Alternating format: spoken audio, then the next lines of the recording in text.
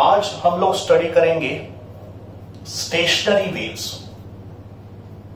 तो stationery waves chapter का एक इंपॉर्टेंट सेक्शन है। अभी तक हम लोग स्टडी करते जा रहे थे progressive wave, plane progressive harmonic wave, है ना। Till now we were studying progressive wave and progressive wave medium में ट्रैवल करता है। बट अभी हमको स्टडी करना है stationary waves, and stationary waves are also called standing waves. Stationary waves also called standing waves because ये waves medium में travel नहीं करते, ये एक ही जगह पे फिक्स्ड होते हैं। That's why they are standing waves या stationary waves. Now first of all, formation of stationary wave का मतलब स्टेशनरी वेव्स फॉर्म कैसे होते हैं। स्टेशनरी वेव के फॉर्मेशन के लिए we require two progressive wave. Stationary wave form होने के लिए we require two progressive wave. But ये दो प्रोग्रेसिव वेव आइडेंटिकल होने चाहिए। Both the progressive wave should be exactly identical. Identical का मतलब दोनों प्रोग्रेसिव वेव का एम्पलीट्यूड, वेवलेंथ, पीरियड, फ्रीक्वेंसी और वेलोसिटी सेम होना चाहिए। तो both progressive wave should have same amplitude, same wavelength, same time period, same frequency and same velocity. And two identical waves should travel through the same medium. दोनों progressive wave same medium में travel होने चाहिए, but in the opposite direction. तो देखो conditions क्या है for the formation of stationary wave. For the formation of stationary wave, we require two progressive wave, but these two progressive wave should be exactly identical. Identical का मतलब same amplitude, same wavelength, same time period, same frequency and same speed. They should travel through the same medium. दोनों wave same medium में travel होनी चाहिए, and they must travel in opposite direction. तो ऐसे दो progressive wave का superposition होगा या इंटरफेरेंस होगा, एंड ड्यू टू इंटरफेरेंस या due to superposition of two progressive wave travelling in the opposite direction, the resultant wave so form is called stationary wave. का मतलब दो प्रोग्रेसिव वेव का superposition होने से एक रिजल्टेंट वेव फॉर्म होगा, and that resultant wave is called stationary wave. अभी हम लोग स्टेप बाय स्टेप स्टडी करेंगे कि स्टेशनरी वेव कैसे बनता है because of superposition of two progressive wave. तो इस डायग्राम में मैंने स्टेशनरी वेव का फॉर्मेशन एक्सप्लेन किया है। सपोज ये एक मीडियम है, सपोज यहां पे एक रोप है, तो ये एक रोप है जो मीडियम की तरह बिहेव करेगा, एंड इस रोप को हमने ऑसिलेट करना है, का मतलब डिस्टर्बेंस प्रोड्यूस करना है, तो एक वेव प्रोड्यूस करेगा। यहां हम लोग डिस्कस करें ट्रांसवर्स प्रोग्रेसिव वेव। तो ये जो फर्स्ट वेव है, ये वेव ट्रैवल कर रहा है left to right to left direction में। तो this is first progressive wave travelling along the negative x direction. Negative x direction का मतलब राइट से लेफ्ट ट्रैवल कर रहा है, ये उसका डायरेक्शन ऑफ प्रोपगेशन हो गया। इस वेव का एम्पलीट्यूड ए है, तो this is our first progressive wave. Then second progressive wave, ये सेकेंड प्रोग्रेसिव वेव भी उसी रोप में ट्रैवल कर रहा है। का मतलब यहां पे एक ही रोप है, बट उस रोप पे ऐसे दो वेव ट्रैवल कर रहे हैं। फॉर अंडरस्टैंडिंग पर्पस मैंने दो वेव को अलग अलग ड्रॉ किया है, but these two waves are travelling through the same rope, same medium. पर ये जो दूसरा प्रोग्रेसिव है, ये लेफ्ट से राइट ट्रैवल कर रहा है। का मतलब उसका जो डायरेक्शन ऑफ प्रोपगेशन है वो पॉजिटिव एक्स डायरेक्शन। तो first progressive wave is travelling along the negative x direction, का मतलब right to left direction, and second progressive wave is travelling along the positive x direction, का मतलब left से right direction. और ये दोनों progressive wave एक ही रोप में से ट्रेवल हो रहा है और ये दोनों प्रोग्रेसिव वेव सेम आइडेंटिकल है, का मतलब they are identical in all the respect. But ये दो प्रोग्रेसिव वेव अपोजिट डायरेक्शन में ट्रेवल कर रहे हैं, तो क्या होगा, इनका सुपरपोजिशन होगा, इनका इंटरफेरेंस होगा। तो इन दो प्रोग्रेसिव वेव का जो रिजल्टेंट वेव होगा वो स्टेशनरी वेव होगा। इन दो प्रोग्रेसिव वेव का जो रिजल्टेंट वेव बनेगा और जो सुपरपोजिशन से जो रिजल्टेंट वेव बनेगा वो होगा स्टेशनरी वेव। तो first progressive wave, second progressive wave, इन दोनों का रिजल्टेंट, इन दोनों का superposition is equal to stationary wave. अगर ये दो प्रोग्रेसिव वेव है तो अलग अलग इंस्टेंट पे उनके पोजीशंस चेंज होंगे। का मतलब ये जो पहला डायग्राम है this is at the start, का मतलब जब भी टाइम होगा 0, तो time t equal to 0 second पे ये दो प्रोग्रेसिव वेव का पोजीशन होगा। फिर नेक्स्ट डायग्राम में टाइम t/4 हो गया, where capital T is time period. तो ये दो वेव कंटिन्यूसली मूव कर रहा है, मतलब ये ऐसे मूव कर रहा है और ये ऐसे मूव कर रहा है कंटिन्यूसली, बिकॉज दोनों प्रोग्रेसिव वेव है। तो 0 सेकंड पे इन दो वेव का पोजीशन ऐसे था, t/4 सेकंड पे इन दोनों का पोजीशन ऐसे हो गया। फिर नेक्स्ट इंस्टेंट होगा t/2, तभी इन दोनों का शेप ऐसे हो गया, बिकॉज दोनों आगे बढ़ रहे हैं, दोनों प्रोग्रेस कर रहे हैं। फिर इन दोनों का सुपर पोजिशन देखो कैसे हो रहा है एट डिफरेंट पॉइंट्स। तो हम लोग 5 पॉइंट्स कंसिडर करेंगे इस रोप का।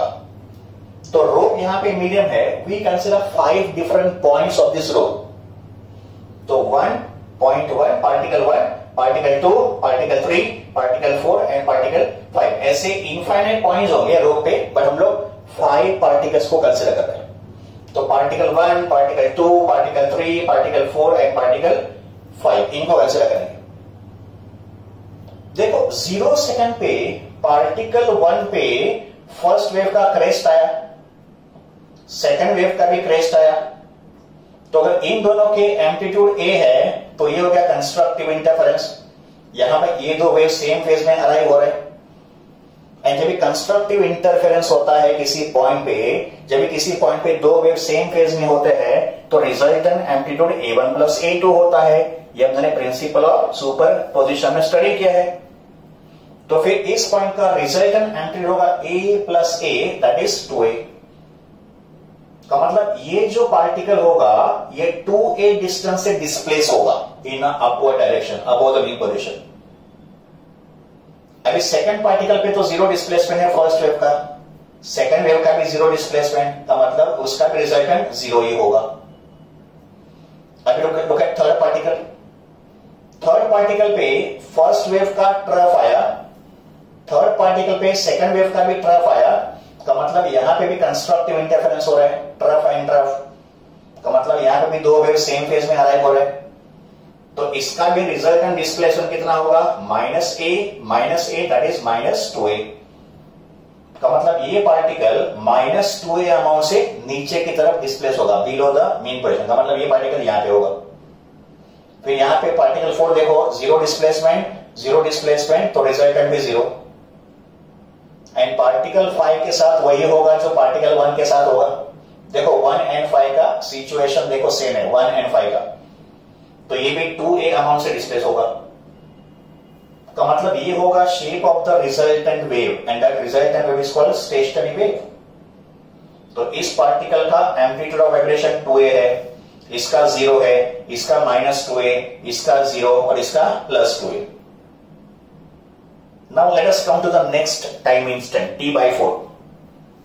तो t/4 पे फर्स्ट वेव का शेप ऐसे हो गया, बिकॉज ये आगे चला गया है ना, ये वेव तो इस तरफ जा रहा था, तो t/4 सेकंड के बाद ये वेव थोड़ा आगे चला गया, तो ये रीजन यहां पे आ गया, देखो है, ये पोर्शन यहां पे आ गया।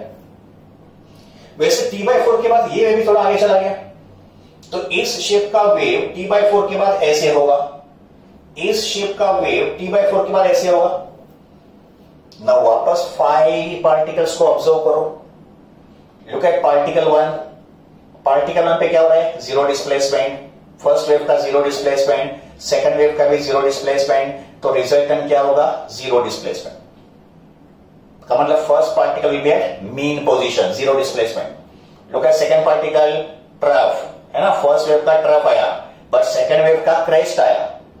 इस सेकंड पार्टिकल पे फर्स्ट वेव का ट्रफ आ रहा है, सेकंड वेव का क्रेस्ट आ रहा है t/4 इंस्टेंट पे, का मतलब ये हो गया डिस्ट्रक्टिव इंटरफेरेंस। यहाँ पे दो वेव आउट ऑफ फेज में आ गए, crest of one and trough of the other, तो यहाँ पे रिजल्टेंट डिस्प्लेसमेंट क्या होगा? Plus A minus A, that is zero. का मतलब सेकंड पार्टिकल भी अभी रेस्ट पे, का मतलब मीन पोजीशन पे आएगा। Then we come to the third particle, zero displacement, zero displacement, zero displacement, का मतलब रिजल्टेंट भी जीरो, का मतलब ये भी पार्टिकल मीन पोजीशन पे होगा। पार्टिकल 4 देखो, पार्टिकल 4 पे फर्स्ट वेव का क्रेस्ट, सेकंड वेव का ट्रफ, का मतलब यहां पे भी पार्टिकल 4 पे दो वेव आउट ऑफ फेज में आ रहे हैं, का मतलब यहां पे भी डिस्ट्रक्टिव इंटरफेरेंस हो रहा है, तो इसका रिजल्टेंट एम्पलीट्यूड ए माइनस ए कितना होगा? जीरो, का मतलब particle 4 will be also at mean position. Same thing happens with particle 5 देखो, जीरो डिस्प्लेसमेंट, तो इसका रिजल्टेंट जीरो। इसका मतलब t/4 इंस्टेंट पे all the particles will be at mean position. तो अगर 0 सेकंड पे ये पोजीशन था तो t/4 सेकंड पे all particles will be at mean position, तो वेव का शेप होगा स्ट्रेट लाइन। t/4 पे स्टेशनरी वेव का शेप कैसे होगा? Straight line. I repeat, t/4 second पे स्टेशनरी वेव का शेप कैसे होगा? Straight line. प्रॉपर वेव नहीं होगा, स्ट्रेट लाइन फॉर्म होगा। क्यों स्ट्रेट लाइन फॉर्म होगा? Because all the particles are at mean position simultaneously. तो हम लोग यहां पे कंफर्म कर सकते हैं सब पॉइंट्स पे डिस्ट्रक्टिव इंटरफेरेंस हो रहा है। नेक्स्ट इंस्टेंट होगा t/2, t/4 के बाद t/2। तो t/2 टाइम पे ये वेव और आगे चला जाएगा, बिकॉज ये प्रोग्रेस कर रहा है, ये प्रोग्रेसिव वेव है। तो इस शेप का वेव t/2 सेकंड पे ऐसे हो जाएगा, ये भी आगे चला जाएगा t/4 के बाद, और t/2 के बाद आगे चला जाएगा। तो इस वेव का शेप t/2 सेकंड पे ऐसे हो जाएगा, बिकॉज ये भी प्रोग्रेस कर रहा है। तो t/2 सेकंड पे देखो क्या सिचुएशन हो रहा है, देखो कैसे सुपर पोजिशन हो रहा है। पार्टिकल 1 देखो, पार्टिकल 1 पे फर्स्ट वेव का ट्रफ आया, सेकंड वेव का भी ट्रफ आ गया, तो मतलब पार्टिकल 1 पे वापस दो वेव इन फेज में आ गए, सेम फेज में आ गए। तो पार्टिकल 1 का रिजल्टेंट डिस्प्लेसमेंट होगा -2a, का मतलब पार्टिकल 1 जो है ना, ये यहां से -2a डिस्प्लेस होगा, ये पार्टिकल यहां से इधर आएगा, -2a, कंस्ट्रक्टिव इंटरफेरेंस। पार्टिकल 2 देखो, जीरो डिस्प्लेसमेंट, तो रिजल्टेंट भी जीरो डिस्प्लेसमेंट। पार्टिकल 3 देखो, पार्टिकल 3 पे फर्स्ट वेव का क्रेस्ट आया, सेकंड वेव का भी क्रेस्ट आया है यहाँ पे, का मतलब यहाँ पे भी सुपरपोजिशन कंस्ट्रक्टिव नेचर का है, यहाँ पे दोनों वेव सेम फेज में आ रहे हैं, तो a प्लस a कितना होगा रिजल्टेंट? 2a। तो पार्टिकल 3 जो है ना 2a अमाउंट से डिस्प्लेस होगा, ये यहां से इधर आएगा, पार्टिकल 3 यहां पे होगा 2a। पार्टिकल 4 देखो, जीरो डिस्प्लेसमेंट। पार्टिकल 5 देखो, 5 के साथ वही होगा जो 1 के साथ हो रहा है, देखो सेम सिचुएशन है, तो पार्टिकल 5 भी -2a अमाउंट से डिस्प्लेस होगा, का मतलब पार्टिकल 5 यहां पे होगा, और वेव का शेप ऐसे हो जाएगा। तो t/2 टाइम पे स्टेशनरी वेव का शेप ऐसे होगा, रिजल्टेंट वेव का शेप ऐसे होगा, और फिर यही सीक्वेंस रिपीट होगा। t/2 के बाद होगा 3t/4, 3t/4 पे स्टेशनरी वेव का शेप ऐसे होगा, और 3t/4 के बाद होगा t, तो t कैपिटल T सेकंड पे स्टेशनरी वेव का शेप ऐसे होगा, का मतलब यही तीन शेप अल्टरनेटली रिपीट करेंगे, 0, t/4, t/2, 3t/4 and t, यही शेप रिपीट करेंगे। तो ये होगा फॉर्मेशन ऑफ स्टेशनरी वेव। तो स्टेशनरी वेव को डिफाइन कैसे करेंगे? This is formation of stationary wave. तो स्टेशनरी वेव को डिफाइन कैसे करेंगे? When two identical progressive wave, ध्यान से सुनो, when two identical progressive wave traveling through the same medium but in opposite direction interfere with each other, the resultant wave is called stationary wave. when two identical progressive wave traveling to the same medium but in the opposite direction, the resultant wave is called stationary wave. तो दो progressive wave travelling through the same medium but in the opposite direction जब ये आपस में interfere करेंगे तो उनका जो रिजल्टेंट वेव होगा वो स्टेशनरी वेव होगा. Look at certain points in a stationary wave. Stationary wave के कुछ पॉइंट्स ऑब्जर्व करो. जैसे यहां पे point number 3 and point number 4. ये पॉइंट नंबर 3 है. 1 2 3. ठीक है. तो ये point number 2 and point number 4 observe करो. तो this is point number 2 and point number 4. These two points are always at rest. देखो पॉइंट 2 एंड पॉइंट 4 देखो. तो पॉइंट 2 एंड पॉइंट 4 जो है ना ये हमेशा रेस्ट पे होंगे. का मतलब in a stationary wave there are some points where particle will be permanently at rest. जैसे इस एग्जांपल में particle at 2 and particle at 4. ये देखो ये दो पार्टिकल परमानेंटली रेस्ट पे होंगे. Such points of a stationary waves are called node. उन पॉइंट्स को बोलेंगे नोड. उसका सिंबल होगा n. तो यहां पे जो मैंने n लिखा है this n stands for node. And node are those points in a stationary wave where particles of the medium are permanently at rest. They do not vibrate at all. फिर आप इन points को देखो. Particle 1 को देखो. ये point देखो particle 1 and particle 5. तो 1 and 5 को ऑब्जर्व करो. 1 एंड 5 जो है ना ये मैक्सिमम एम्पलीट्यूड के साथ वाइब्रेट कर रहा है. Even 3 also. 1 3 and 5 observe point 1 3 and 5. These three particles 1 3 and 5 यहां पे देखो 1 3 and 5 they are vibrating with the maximum amplitude. ये देखो ये हो गया वाइब्रेशन ऑफ पार्टिकल 1. ये हो गया वाइब्रेशन ऑफ पार्टिकल 3. ये हो गया वाइब्रेशन ऑफ पार्टिकल 5. तो particle 1 3 and 5 will vibrate with maximum amplitude और उनका एम्पलीट्यूड ऑफ वाइब्रेशन कितना होगा प्लस और minus 2a. Amplitude of vibration कितना होगा प्लस 2a और minus 2a. Such points of a stationary waves are called antinode. उसका सिंबल होता है a. तो antinodes are those points on a stationary wave where particles of the medium vibrate with maximum amplitude. जैसे 1 3 and 5 maximum amplitude के साथ vibrate कर रहा है. Such points are called antinode shown by symbol a. तो ये a क्या है एंटीनोड. ये n क्या है नोड. तो stationery waves consist of alternate nodes and antinodes. Nodes are those points where particles are permanently at rest. Antinodes are those points where particles are at particle vibrate with maximum amplitude. तो ये हो गया formation of stationary waves. After studying the formation of stationary wave, अभी हमने क्या study किया stationery wave का formation कैसे होता है.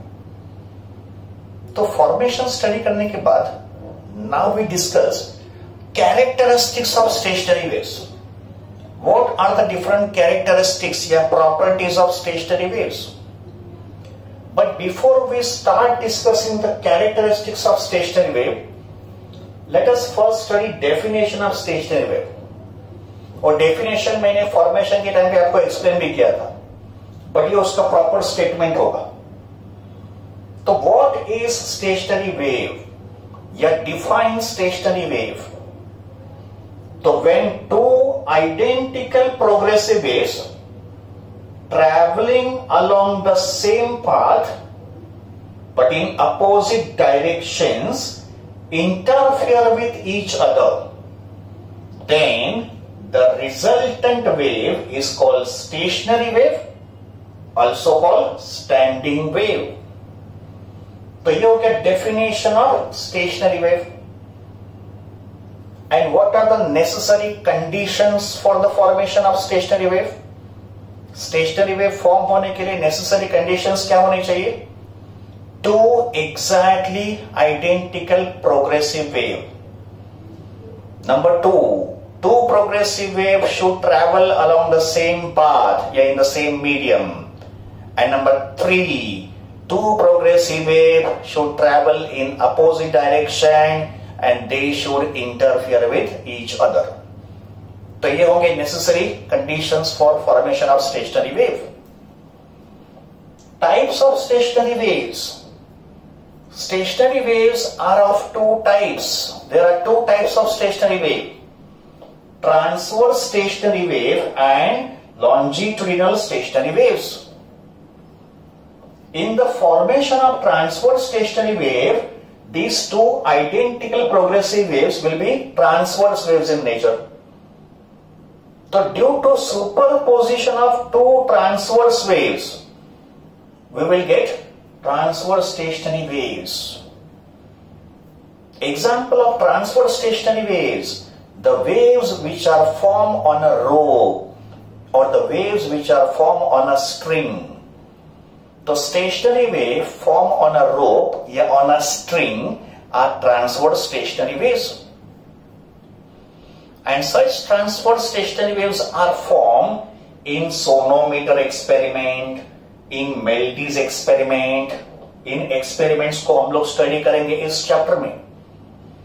So these are some of the experiment in which there is a formation of transverse stationary wave. Sonometer experiment and Meldis experiment.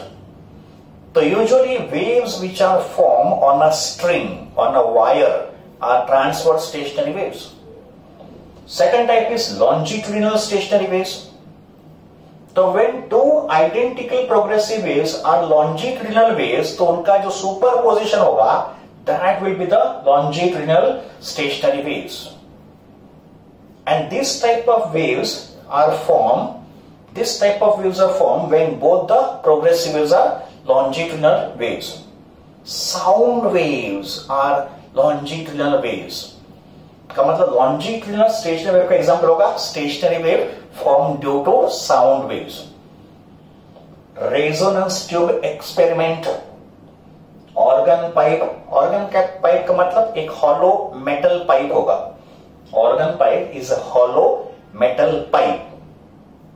And this pipe can be open at both ends or it can be closed at one end. Hollow metal pipe open from both the ends या closed at one end. तो उस hollow pipe के अंदर जो stationary wave का formation होगा वो longitudinal stationary waves होंगी. So these are the two types of stationary waves. So we have studied definition of stationary wave and types of stationary wave. Now let us discuss characteristics of stationary waves. Let us now start with the characteristics of stationary waves. Property number 1. First property में formation of stationary waves को ही हम दोनों ने explain करना है. का मतलब definition of stationary wave. तो property number 1. Stationary waves are produced due to superposition or interference of two identical waves, and these waves can be either transverse wave or longitudinal waves traveling through a medium along the same path but in opposite direction. So first property is nothing but definition of stationary waves. Property number 2. Second point में हमको discuss करना है formation of nodes and antinodes. देखो यहां मैंने stationary wave draw किया है और स्टेशनरी वेव का फॉर्मेशन कैसे होता है हमने स्टडी किया है. तो ये एक स्टेशनरी वेव का डायग्राम है. यहां पे हर एक पार्टिकल ऑसिलेट कर रहा है, एसएचएम कर रहा है एक्सेप्ट एट नोड. ओके, तो ये वाले जो पॉइंट है 1, 2, 3 and 4, these points of stationary waves are called node and node का symbol N. और यहां पे जो points है they will vibrate with maximum amplitude. तो ये वाला point भी maximum amplitude vibrate करेगा. Even this point will vibrate with maximum amplitude. And such points of a stationary waves are called antinode, symbol A. देखो property number 2. So when stationary waves are set up in a medium, particles at some points are permanently at rest. And when they are permanently at rest, their amplitude of vibration is zero. Such points are called nodes, और nodes का symbol capital N. तो these points are node 1, 2, 3 and 4. इनको बोलेंगे node. Because ये जो particles होंगे ये permanently rest पे होंगे, ये कभी oscillate करेंगे नहीं. तो those particles which are permanently at rest, such particles, such points are called nodes. There are some other points which are midway between two nodes. का मतलब दो नोड के मिडवे पे, का मतलब एग्जैक्टली सेंटर पे. सिमिलरली ये दो नोड है तो उसका मिडवे, ये दो नोड है तो उसका मिडवे. तो there are some points which are lying midway between the two nodes. These points, these particles vibrate with maximum amplitude. So there are some points where particles of the medium vibrate with maximum amplitude, and that maximum amplitude is plus or minus 2A. That maximum amplitude is plus 2A or minus 2A. Such points are called antinodes, symbol A. So stationary wave consists of nodes and antinodes. Nodes are the particles of zero displacement, yes, zero amplitude, permanently at rest, and antinodes are the particles vibrating with maximum amplitude. And nodes and antinodes are alternately situated. Number 3, the distance between two consecutive, या two successive nodes और antinode is lambda by 2. देखो diagram में, this is two successive antinode and this is two successive node. तो दो node के बीच में distance lambda by 2 होता है, दो एंटीनोड के बीच में डिस्टेंस लैम्डा बाई 2 होता है. What is lambda? Wavelength of progressive wave. इसमें लैम्डा क्या है? प्रोग्रेसिव वेव का वेवलेंथ. तो distance between two consecutive antinode या two consecutive node is lambda by 2. Remember this entire region is called antinode. Antinode का मतलब सिर्फ ये पॉइंट नहीं, यहां पे एक पार्टिकल है जो ऑसिलेट कर रहा है, का मतलब ये पूरा पोर्शन एंटीनोड माना जाएगा. यहां पे जो पार्टिकल है वो भी मैक्सिमम एम्पलीट्यूड के साथ वाइब्रेट कर रहा है, तो this entire portion is antinode. Antinode का मतलब सिर्फ ये पॉइंट नहीं, this full region is called antinode. Okay, next, nodes and antinodes are alternately situated. Nodes and antinodes are alternately situated, and the distance between node and adjacent antinode is lambda by 4. तो node और उसका adjacent antinode, for example node और उसका adjacent antinode, ये node है तो ये antinode है, तो node और adjacent antinode के बीच में डिस्टेंस कितना होगा? lambda by 4. तो distance between two consecutive node या two consecutive antinode is lambda by 2, but distance between node and adjacent antinode is lambda by 4. तो this is property number 4. Next property number 5. Property number 5 says particles of the medium, except those particles at nodes, perform SHM. SHM का मतलब simple harmonic motion, oscillatory motion. So all the particles of the medium except those at nodes perform SHM of the same period and same frequency also as that of the component waves. Component waves का मतलब progressive wave. Stationary wave बनता है due to superposition of two progressive wave. Therefore, progressive waves are called component waves. तो in a stationary wave, देखो ये stationary wave का diagram है. तो in a stationary wave, all particles perform SHM. Look at this particle. ये वाला particle ऐसे SHM कर रहा है, ठीक है? Even this particle, ये भी क्या कर रहा है? SHM करेगा. ये उनका mean position होगा. Even this particle perform SHM. तो all particles of the medium perform SHM in a stationary wave. Except particle at the nodes का मतलब ये जो पार्टिकल्स होंगे नोड वाले ये तो रेस्ट पे होंगे, so they will not perform SHM. तो except particles at the node all the other particle perform SHM about their mean position. And सब पार्टिकल्स का time period and frequency same होगा. टाइम पीरियड का मतलब time taken for one oscillation. तो जितने time में ये पार्टिकल अपना एक ऑसिलेशन करेगा उतने ही टाइम में ये पार्टिकल भी अपना एक ऑसिलेशन कंप्लीट करेगा. तो सब पार्टिकल्स का time period of oscillation same होगा, फ्रीक्वेंसी भी सेम होगा. This is property number 5. Next property number 6. The amplitude of vibration is different for different particles. In stationary wave, all the particles except at node perform SHM. So their amplitude is different for different particles. Amplitude is 0 for the particles at node and amplitude is maximum for the particle as antinode. And amplitude will increase when we travel from node to antinode. Observe करो, यहां पे जो particle है उसका amplitude 0 है. फिर आप observe करो कि this particle and this particle, यहां हम लोग क्या ऑब्जर्व कर रहे हैं कि as we travel from node to antinode amplitude of vibration goes on increasing. इसको बोलेंगे एम्पलीट्यूड. तो नोड से एंटीनोड अगर आप ट्रेवल करोगे तो हमने क्या ऑब्जर्व किया है कि amplitude of vibration increases, amplitude becomes maximum at antinode. फिर हम लोग एंटीनोड से नोड ट्रैवल करेंगे तो वापस एम्पलीट्यूड गोज ऑन डिक्रीजिंग. तो amplitude is different for different particles. Amplitude increases from node से antinode and it will decrease from antinode से node. This is property number 6. Property number 7. Now, though all the particles except at nodes, node वाले particle तो oscillate नहीं कर रहे, तो though all the particles possess energy, every oscillating particle of stationary wave possess energy, but there is no propagation of energy.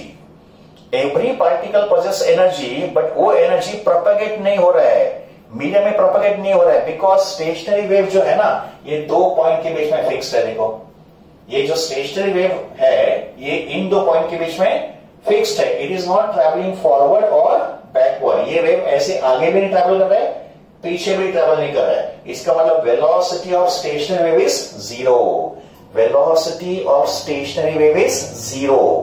Component waves का velocity होगा because component waves होंगे progressive wave, but उनका जो super position होकर stationery wave form होगा उसका velocity 0 होगा. So there is no propagation of energy through the medium because velocity of stationary wave is 0. Every particle has energy. और हर एक particle के पास काइनेटिक एनर्जी भी होगा और पोटेंशियल एनर्जी भी होगा. तो every particle of the medium except those at node possess kinetic energy as well as potential energy.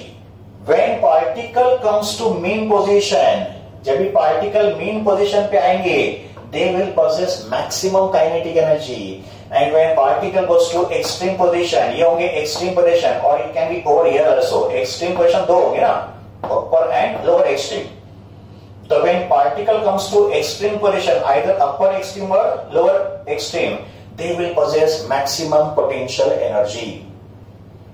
So every particle possess energy. They will have maximum kinetic energy at mean position and all particles have maximum potential energy at extreme position. But energy सब particles का different होगा.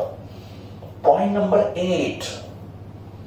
All the particles in one loop are in same phase while particles in the two neighboring loops vibrate in opposite phase. अभी इस point को समझना है. ये loop क्या होता है? Stationary wave consist of loops. There are formation of loop in a stationary wave and one loop of a stationary wave. Stationary wave का जो एक लूप होगा it consist of 2 nodes and 1 antinode. One loop किससे बनेगा? 2 nodes and 1 antinode in between. का मतलब ये जो एंटीनोड होगा ये दो नोड के बीच में होगा. तो देखो as shown in this diagram, ये एक लूप होगा, ये स्टेशनरी वेव का एक लूप होगा, और ये जो लूप है ये बना है दो नोड और एक एंटी नोड से। तो this is one loop of a stationary wave, it consist of two nodes and one anti node. This is second loop of a stationary wave, ये लूप नंबर 2 हो गया। It also consist of two nodes and one anti node, ये भी हो गया third loop. ये देखो ये तीसरा लूप है, it consist of two nodes and one anti node. ठीक है, तो all the particles in one loop, एक लूप के अंदर जितने भी पार्टिकल्स होंगे, जैसे ये एक लूप है तो इस लूप के सब पार्टिकल्स को कंसीडर करो।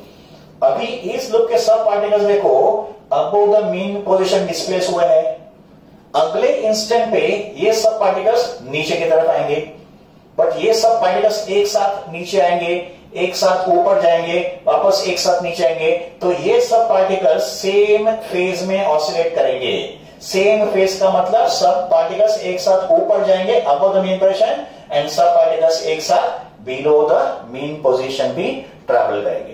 तो this is oscillation of particles in the same phase, all particles above the mean position, all particles below the mean position. But particles of the two neighboring loops always vibrate with opposite phase. का मतलब इस loop के और उसके adjust loop के जो particles होंगे ये हमेशा अपोजिट फेज में होंगे। अपोजिट फेज का मतलब कभी एक इंस्टेंट पे सपोज इस लूप के particles above the mean position होंगे, तो उसी टाइम पे इस लूप के particles below the mean position होंगे, और इनके वाइब्रेशन कुछ इस तरह होंगे, लाइक दिस, ऐसे। तो this is vibration with opposite phase. तो particles of one loop are in the same phase, but particles of the neighbouring loops will vibrate with opposite phase, like this. So they will have phase difference of 180 degree. तो this is property number 8। Basically ये जो loop होता है ना, ये जो loop होता है, ये लूप एक्चुअल में फॉर्म नहीं होता है। Loop of a stationary wave is not actually form, but ये हमको दिखाई देता है। We can see the loops of stationary wave, but they are not form actually. Why they are not form actually? Because जब इस stationary wave के particles vibrate करेंगे तो स्टेशनरी वेव का शेप एक इंस्टेंट पे ऐसे होगा। आई रिपीट, जब इस स्टेशनरी वेव के पार्टिकल्स वाइब्रेट करेंगे तो एक इंस्टेंट पे स्टेशनरी वेव का शेप ऐसे होगा, फिर अगले इंस्टेंट पे स्टेशनरी वेव का शेप ऐसे हो जाएगा, as shown by the dotted line. तो स्टेशनरी वेव का शेप अल्टरनेटली चेंज होगा, एक इंस्टेंट पे शेप ऐसे होगा, अगले इंस्टेंट पे शेप ऐसे होगा, बिकॉज पार्टिकल्स जो है ना वो वाइब्रेट कर रहे हैं। बट अगर ये दो शेप एकदम फास्ट चेंज होंगे, वेव के ये दो शेप, एक सॉलिड लाइन वाला शेप और एक डॉटेड लाइन वाला शेप, अगर ये दो शेप्स एकदम फास्ट चेंज होंगे तो our eyes are not able to distinguish between the two shapes of the waves. मैं वापस एक बार रिपीट कर रहा हूं, स्टेशनरी वेव में अगर पार्टिकल ऑसिलेट कर रहा है तो वेव का शेप एक इंस्टेंट पे ऐसे होगा और अगले इंस्टेंट पे वेव का शेप ऐसे होगा, as shown by the dotted lines. But अगर ये दो वेव के शेप फास्ट चेंज होंगे, का मतलब रैपिडली फॉर्म होंगे, तो our eyes are not able to distinguish this two shapes. हम लोग इन दो शेप्स को सेपरेट देख नहीं पाएंगे, हम लोग इन दोनों को एक साथ देखेंगे, एंड जब ये दो शेप एक साथ देखेंगे तभी हमको लूप दिखाई देता है। तो formation of loop is due to persistence of vision. हम लोग जो लूप देखते हैं ना, it is due to persistence of vision. Actual में लूप नहीं बनता है, बट हम लोग इन दो शेप्स को एक साथ देख पाते हैं because of they are form so rapidly. तो अगर हम लोग इन दो शेप्स को एक साथ देखेंगे तो उसको हम लोग लूप की तरह देखेंगे। तो लूप का formation is due to persistence of vision. तो these are the characteristics of stationary waves. We have discussed all the properties of stationary waves.